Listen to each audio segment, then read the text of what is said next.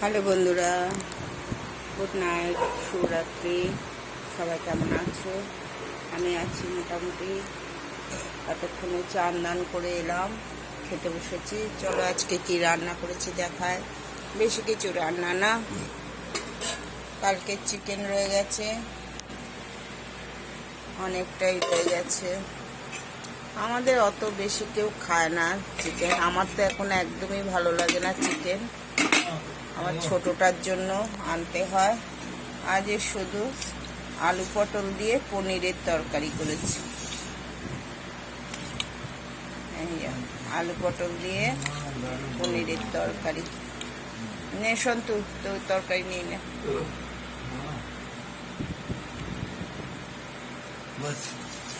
আর একটু পনির নে। পটল পড়েছে তো,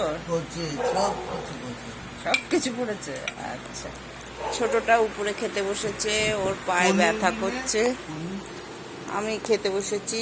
এটা কালকের করলা ভাজা, কালকের না পরশু দিনে। আর একটু লাউয়ের তরকারি রয়ে গেছে, এই খেতে বসেছি। শুধু আজ রান্না করেছি আলু পটল পনিরের তরকারি।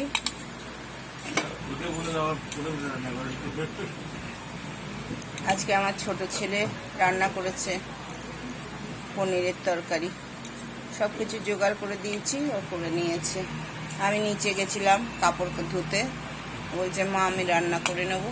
আমি বলছি তাহলে করে নে। আমি তাহলে যাচ্ছি।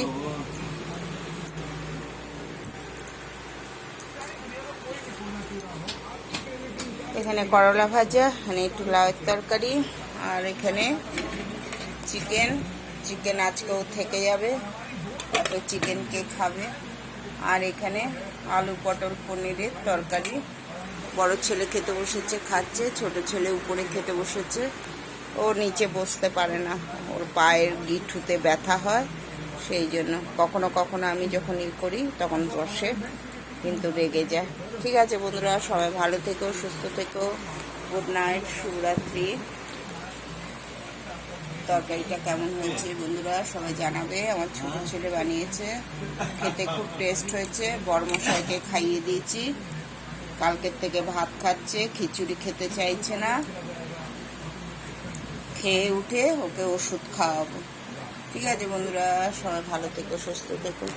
গুড আফটারনুন, গুড নাইট, শুভরাত্রি। ভুল হয়ে যায় গো, কিছু মনে করো না।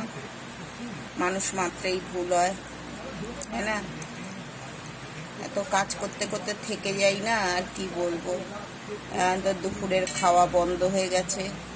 দুপুরে রান্না করে খাওয়ার টাইম হয় না, টিফিনই করি, দুপুর হয়ে যায়। ঠিক আছে বন্ধুরা, সবাই ভালো থেকো, সুস্থ থেকো। করলা দিয়ে ভাত মেখেছি, করলা দিয়ে ভাত মেখে খেতে খুব ভালো লাগে। ঠিক আছে, বাই, গুড নাইট।